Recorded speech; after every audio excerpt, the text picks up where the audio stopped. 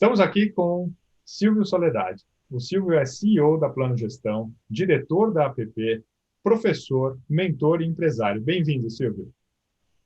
Obrigado, Maurício, pelo convite. É um prazer estar aqui com você. Boa tarde, boa noite, bom dia, né? Porque a gente, agora com a internet, a gente nunca sabe que hora que a pessoa vai assistir e ouvir isso, né? Então, legal. Muito obrigado pelo convite. É sempre um prazer estar contigo. O prazer é meu também. Silvio, conta um pouquinho. Você é um consultor super conhecido, famoso, já trabalhou em agência de propaganda, tem duas cadeiras na APP, é um mentor, de fato, né, do mercado, das grandes universidades. Eu queria dividir aqui com o nosso público um pouquinho sobre um olhar financeiro do mercado publicitário.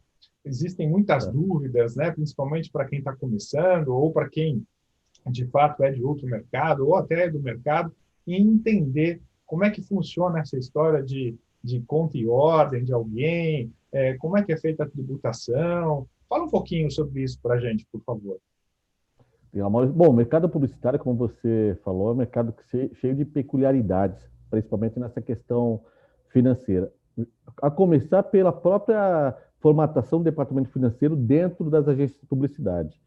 Sabe que nos anos 80, 90, a área administrativa e financeira normalmente ficava até fora da estrutura da agência, né? A agência tinha um prédio maravilhoso lá na Avenida Faria Lima, mas a área administrativa e financeira ficava no outro, num puxadinho, em algum lugar, no centro, na região de Pinheiros, distante da área financeira, distante da estrutura da agência, justamente porque aparentemente não era uma atividade de importância dentro da estrutura da agência. Que a gente esquecia que a agência de publicidade ou esquece até hoje que é uma empresa como qualquer outra, né? Ela precisa faturar, precisa ter receita, precisa ter os custos que cabem dessa receita e precisa ter lucro que gera resultado para os acionistas, que não é aquele resultado do dia a dia, é o resultado que é aquele investimento de tempo, de carreira, de risco que os empreendedores dessa área fazem para ter um resultado no final do exercício. Por isso que a área financeira em agência de publicidade já é um desafio.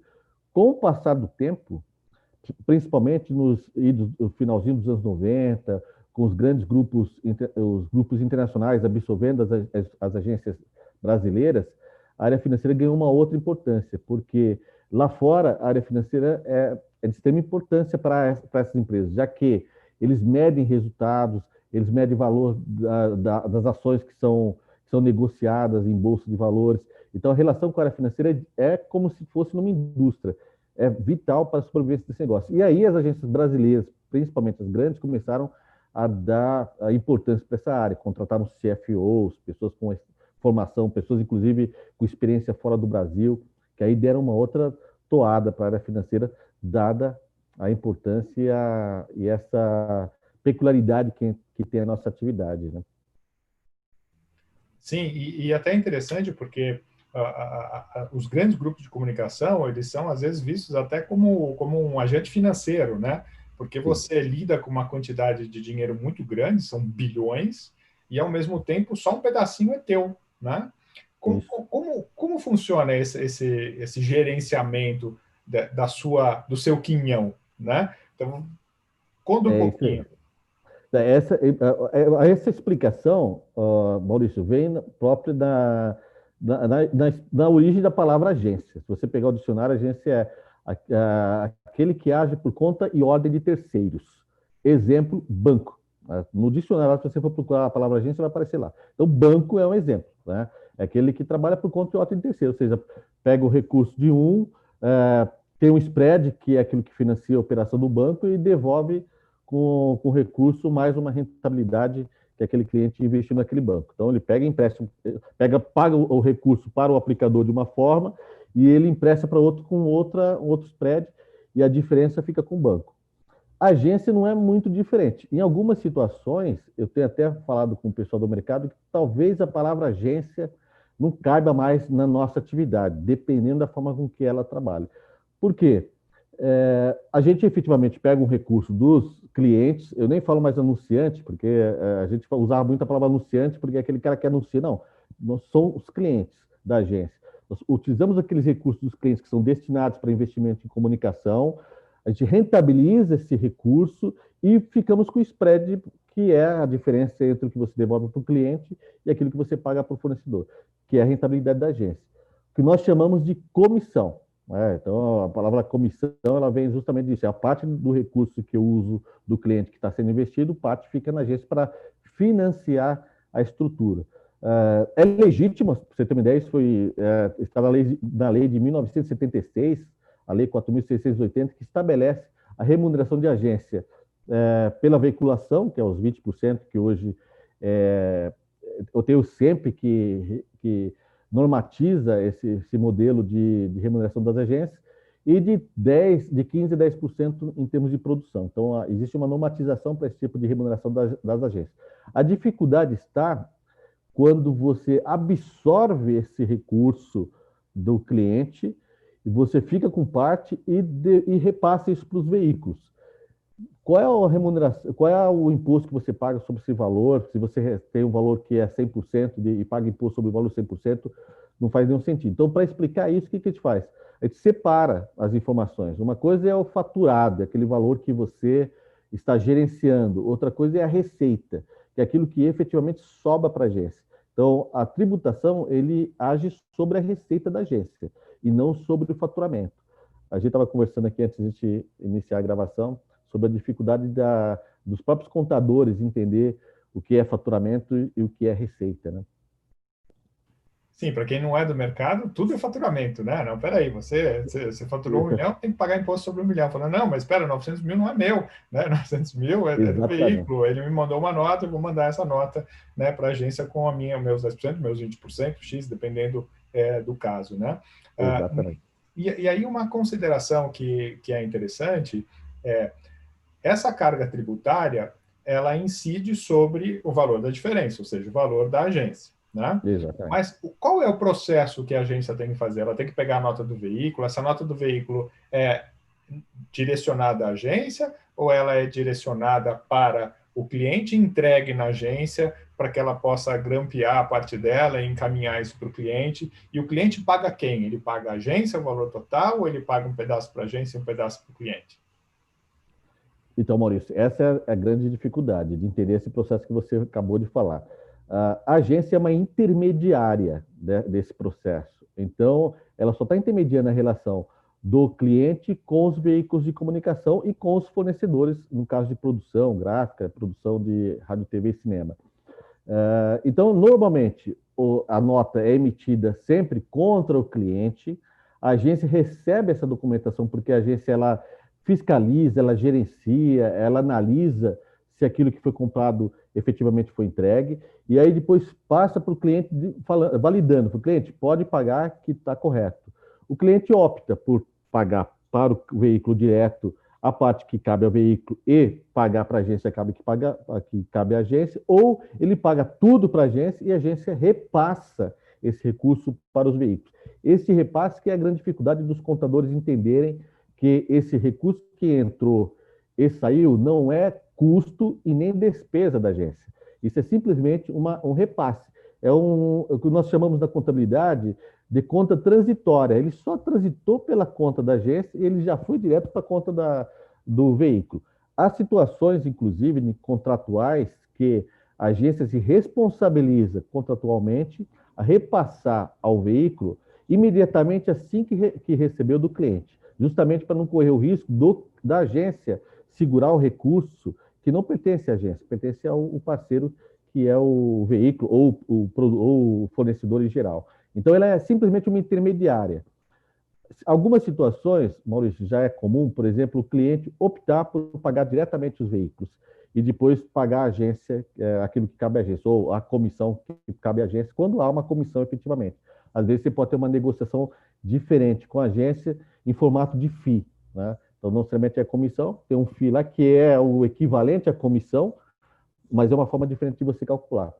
No interior de São Paulo, algumas capitais pelo Brasil, os clientes já optam por fazer isso justamente pela dificuldade de explicar para a sua controladoria por que ele vai receber duas notas. Ele vai receber nota do veículo e nota da agência, né? E, efetivamente, na nota da agência, ele tem separado lá o que é repasse do que é receita da agência. Por isso que isso não é rolo, não é golpe, não é truque, nada. É um formato que apenas duas atividades no Brasil é possível fazer isso: construção civil e publicidade. Construção civil é a mesma coisa. Você vai construir um prédio, o empreiteiro lá recebe o recurso de todos quem está comprando o edifício, o prédio, e você está repassando para os prestadores de serviço. Então você pode emitir uma nota de repasse, que ela não é tributável. O que vai ser tributável é aquilo que vai sobrar, efetivamente, que é a tua receita. A agência de publicidade é a mesma coisa. Para você ter uma ideia, alguns fiscais da prefeitura aqui de São Paulo também têm dificuldade de entender, porque para eles o ISS deveria ser cobrado pelo valor de face da nota fiscal. O que é o valor de face? É o valor que efetivamente a agência recebeu, né? Só que aquilo não é receita. A agência recebe R$ 1 milhão, repassa os R$ 800 mil para o veículo e fica com 200 que é receita. Ou seja, o ISS deve ser cobrado só sobre a receita da agência. Nós já tivemos várias reuniões na Receita Municipal explicando isso para os fiscais. Existe uma instrução normativa, e pasme, Maurício, essa instrução normativa foi assinada pelo prefeito Kassab, para você ter uma ideia, 3 gestões atrás, né? Então, ou seja, uma lei que existe desde 76, ainda existia dúvida com relação ao processo, e aí na gestão Kassab é que a gente explicou como que funcionava, e aí sim teve uma instrução normativa que estabeleceu essa relação do que é valor de face, do que é receita da agência. E aí, apesar das discussões, ainda existe, infelizmente, a gente tem que ficar provando para o fiscal que existe uma normatização que estabelece essa relação e que não é rolo, é correto a agência pagar imposto sobre aquilo que é remuneração da agência. Sim, isso é vital, né? É uma questão quase que de sobrevivência, porque se você paga um imposto sobre o valor total, você fica em desvantagem em relação ao teu concorrente que paga o imposto sobre o que ele tem que pagar, que é a margem dele, né? E considerando que existe uma quantidade enorme, são mais de 10 mil agências de propaganda espalhadas pelo Brasil, e agora falando das menores, né, que não tem lá o CFO e etc., e que a atividade core dele não é, o principal não é a financeira, né, mas sim de publicidade, esses profissionais acabam tendo muita dificuldade, né, para lidar com todo esse processo. E acho que aqui o grande impacto que eu queria que você falasse um pouquinho é do fluxo de caixa, porque às vezes ele vende lá um projeto num valor X, né, sendo que ele tem 10, 20, 30% de X. E quando ele recebe o dinheiro, ele recebe o todo. Se ele não conseguir fazer uma boa gestão de todo esse processo, de 1, 2, 3, 200 notas, ele pode acabar consumindo no próprio fluxo de caixa ou no dia a dia, etc., parte daquilo que não é dele. E se ele não paga o fornecedor a tempo, esse fornecedor, já que faturou a empresa, pode, se não receber da agência, até processar o cliente, né? Como é que você enxerga isso? O que você sugere para esses profissionais? Maurício, você começou a conversa falando que esse modelo de faturamento de receita, para muitos, é desconhecido. E é desconhecido, inclusive, para alguns donos de agências. Eu estou há 7 anos dando consultoria, esse ano faz 7 anos que eu estou com a plano de gestão. Inclusive, uma das primeiras reuniões que eu fiz há 7 anos foi com você. Não sei se você se recorda, mas nós fizemos uma reunião que eu fui lá falar da plano de gestão. Estava no Elite de Ornelas, ali no Brooklyn ainda. Você foi super bem recebido, a gente conversou, tomou um café. Efetivamente, meu serviço não cabia na agência que você estava na época, mas de qualquer maneira você me recebeu generosamente, a gente conversou sobre o mercado. Então, isso faz 7 anos, Maurício. Impressionante. Então, há 7 anos que eu venho dando consultoria e me surpreendo com o nível de desconhecimento do processo.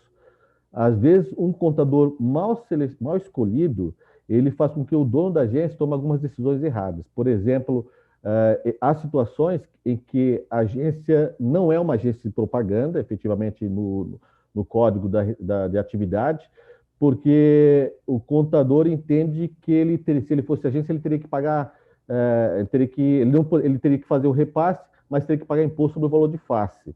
E aí ele opta por ter uma outra atividade, que é diferente de agência de publicidade, aí manda a nota fiscal direto para o cliente paga, ele recebe o dinheiro, mas não sabe que poderia fazer um processo diferente através do repasse. Por que o repasse é fácil, mais importante e é recomendado? Porque efetivamente a gente controla o recurso do que o cliente está investindo, fica mais na mão da agência. A agência sabe quando o veículo está sendo pago, quando o fornecedor está sendo pago, e facilita a vida do cliente. Ao invés do cliente receber 300 notas de 300 fornecedores diferentes, que tem que fazer o cadastro, tem que gerar um PO para poder pagar, é melhor ele fazer 10 notas, receber 10 notas da agência, e a agência vai receber o recurso e vai se virar para pagar. Por isso que alguns clientes colocam no contrato que ela é obrigado a repassar assim que ela recebe.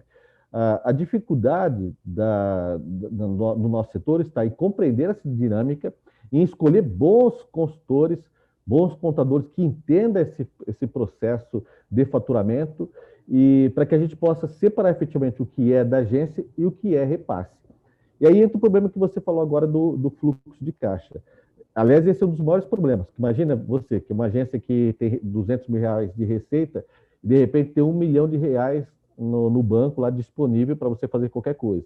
Então, é importante que todo o processo de refaturamento, de repasse, seja considerado no teu fluxo de caixa para que, na hora que você receber esse recurso, você repasse para os fornecedores, os veículos e os fornecedores, e trabalhe com aquilo que efetivamente vai ser da agência, excluindo, obviamente, os impostos, porque você tem imposto sobre aquela parte que é a receita da agência, mas isso você precisa tratar na ponta do lápis, separando efetivamente o que é faturamento do que é receita. E não se equivocando em achar que aquele recurso está disponível para você fazer o que você quiser na tua agência. Acontece muito, Maurício, na compreensão do que é caixa e do que é competência. Isso eu sempre tenho uma dificuldade para explicar isso para os meus clientes, por que ele precisa ter 2 controles separados. Por que não só caixa? E por que não só competência?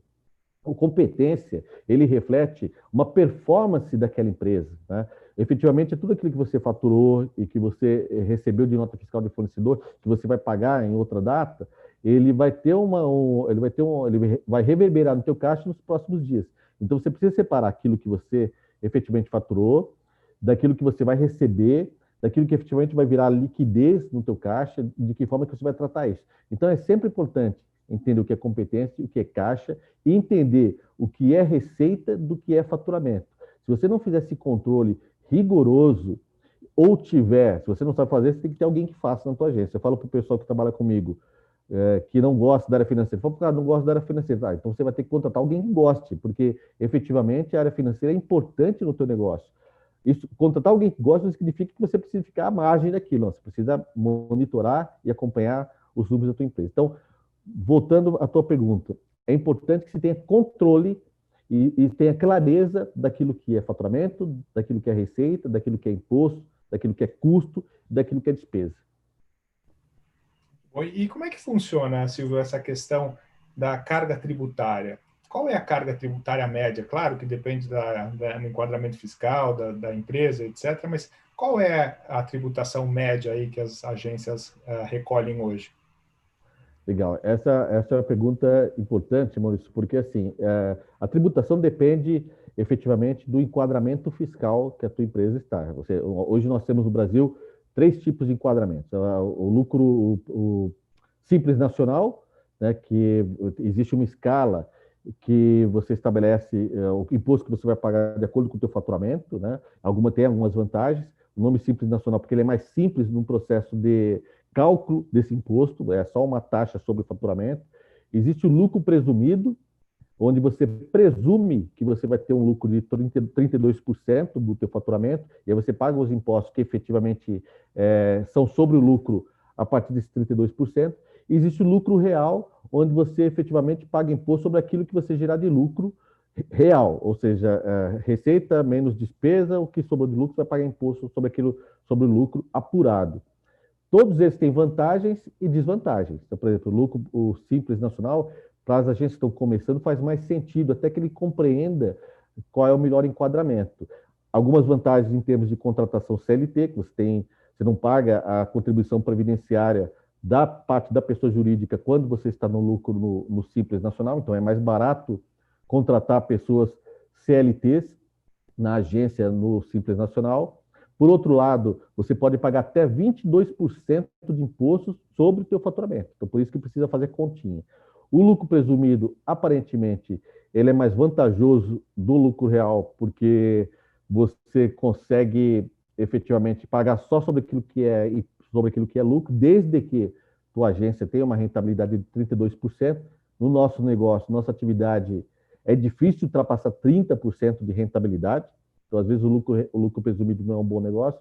E o lucro real, ele aparentemente é mais justo. Porém, exige da agência, da empresa, uma maior consistência nos dados contábeis, porque você tem prazo para informar a Receita de qual é o teu faturamento e quais são as tuas despesas para que você possa apurar o lucro, apurar o imposto corretamente até o 5º dia útil do mês subsequente. Por isso que ele exige um controle mais rigoroso. Então, todos eles têm vantagens e desvantagens. Precisa entender qual é o teu faturamento, qual é o teu custo, qual é a tua despesa, para entender qual é o enquadramento mais adequado e mais barato do ponto de vista tributário. Agora, você pode pagar, dependendo, aí fazendo uma média entre os 3 enquadramentos, ela pode variar de 6% sobre o faturamento até 18,5% sobre o faturamento no caso do lucro real, que aí é uma média dos impostos, entre impostos que recaem sobre o faturamento e impostos que caem sobre o lucro, vai dar uma média de 18,5%.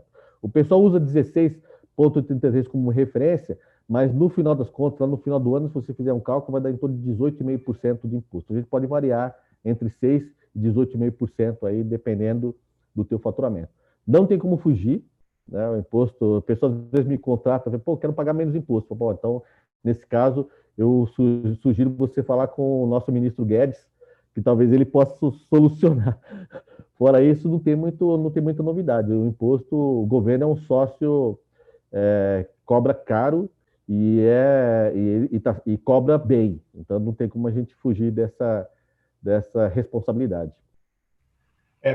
Para a gente ver como é importante, né, a gestão financeira, acho que não só do fluxo de caixa, não só da tributação, enquadramento fiscal, mas do todo, né? Porque como a agência trabalha com uma margem, e se essa margem for, né, 20, 30, 40, 50%, de qualquer forma, você tem um concorrente que, se tiver 2 pontos a mais de margem aqui, 3 pontos a mais de margem ali, ou, né, um contexto melhor, ele acaba sendo muito mais competitivo que você, né? Então, esse Exatamente. olhar financeiro é muito importante para as agências. E até para a gente finalizar, Silvio, que a gente já está aqui quase no horário, eu queria colocar um ponto que você falasse um pouquinho sobre a questão de incentivos, né? Muitas agências têm uma fonte de renda adicional que às vezes traz alguns pontos a mais de margem com relação ao incentivo. Como é que você vê essa questão do incentivo neste momento para as agências? O incentivo que os veículos recebem, que as agências recebem, tanto os veículos como dos fornecedores, existe regras para você participar desse incentivo. Pontualidade é uma delas, né? Volume de investimento é outra. Então, às vezes eu vejo o pessoal comentar, as agências têm um incentivo que é um dinheiro que corre por fora. Ele não corre por fora de maneira alguma. Ele é por dentro, ele é faturado, é legítimo, é negociado. Existe um contrato que nós chamamos de Del Credere, onde a agência assume a responsabilidade pela pontualidade do cliente. Olha só o risco que as agências correm em participar de um plano de incentivo. Há agências, inclusive, Maurício, que preferem não participar por conta do risco. Porque se o cliente atrasa o pagamento, e a gente sabe que é comum isso, né? Às vezes atrasa, dependendo do prazo alongado, que infelizmente o nosso mercado está sendo acometido, né? Prazos de 90, 120 dias de alguns clientes, que as agências, inclusive, tem que ter caixa para financiar as operações, porque você não paga funcionário em 120 dias, você não paga conta de luz em 120 dias, então você precisa ter um recurso para poder financiar a tua operação até o teu cliente pagar. Depois de uma determinada recorrência, você ajusta o caixa, mas no começo isso é complicado. Então, os incentivos é uma receita adicional importante e legítima, porque ela é negociada com os veículos. E depende muito, não depende só da relação da agência com o veículo, depende da relação da agência com o seu próprio cliente. Quando a gente fala de pontualidade, de saber o que ela está comprando nos veículos, se são produtos, os filé mignons, aqueles produtos que são mais procurados, se aqueles produtos menos procurados. Você não pode, em detrimento da negociação do teu receptivo, colocar em risco o resultado que você se comprometeu com o cliente. Então, em primeiro lugar, vem sempre a tua preocupação com os resultados do cliente, porque efetivamente, se ele não tiver resultado, você vai perder o cliente. Então, não vai adiantar você ter plano de incentivo. Então, a gente precisa desmistificar o plano de incentivo. Existe uma terminologia no mercado, principalmente nas agências digitais, que tudo é BV, né? A BV é a bonificação de volume. Não, a remuneração da agência ela não é só BV. Ela tem o FII por performance, tem, às vezes, a absorção de custeio. Muitos clientes pagam o custo da operação para o cliente, para a agência, e remunera a agência. O diferencial vem através do success fee. Então, existem várias formas de você estabelecer uma relação com o seu cliente. E a relação que a agência estabelece com os veículos e com os parceiros, que gera o plano de incentivo, ele é muito em função da performance criativa da agência, da performance do cliente em termos de comprometimento dos seus contratos, da capacidade técnica da agência. Então, você precisa ter profissionais de mídia qualificados, você precisa ter referências de pesquisas consistentes. Então, você precisa ter a certificação no SEMP para poder participar dos planos de incentivo. Então, ela é onerosa para a agência. E esse ônus que a agência estabelece, que a agência tem para participar do plano de incentivo, ela é benéfica para os clientes, porque você vai ter mais instrumentos de pesquisa, você vai ter gente qualificada e a agência efetivamente comprometida com o resultado do cliente. Então, a gente precisa desmistificar. É uma receita importante, sem dúvida, mas não é a principal receita. Já foi mais, viu, Maurício? Hoje em dia não é a principal receita da agência, ela complementa, ajuda efetivamente, mas não é a principal receita da agência. Sim, sim, com certeza. E custa, né? Porque, como você bem colocou, a agência precisa estar muito bem paramentada, né? Para poder prestar um serviço de qualidade, né? E todas essas ferramentas cada vez mais tecnológicas, né? Custam bastante caro, Exatamente. né? E o cliente fica muito Exatamente. feliz em saber que o fornecedor está qualificado, né? E tem condições de prestar um serviço cada vez melhor. Exatamente. E não é só pesquisa de audiência, né, dos veículos. Você tem toda a questão de BI, de compra de dados para você poder analisar. Você tem outras ferramentas que vão muito além da pesquisa de audiência, né? O próprio Ibope, o Cantar Ibope, tem outras ferramentas de qualificação dos meios, dos segmentos, que vão muito além da audiência. E essas ferramentas são caras e normalmente não é o cliente que paga, são as agências que compram para poder estabelecer esse comprometimento com os seus clientes, justamente para que entregar aquilo que você se comprometeu, né?